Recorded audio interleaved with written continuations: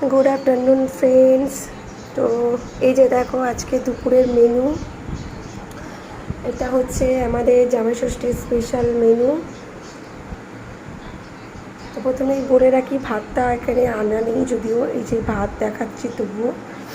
এটা হচ্ছে মাছের ঝোল, এটাতে আছে ডাল, এটা হচ্ছে মাংস, এই যে ডাল এখনও আছে, আমি খুব অল্প পরিমাণেই বানিয়েছিলাম। এই যে চিংড়ি মাছের মালাইকারি, এই যে ভাজা আছে উচ্ছে ভাজা, এটাতে আছে পাঁপড়, আর এই যে স্যালাড আছে, চাটনি।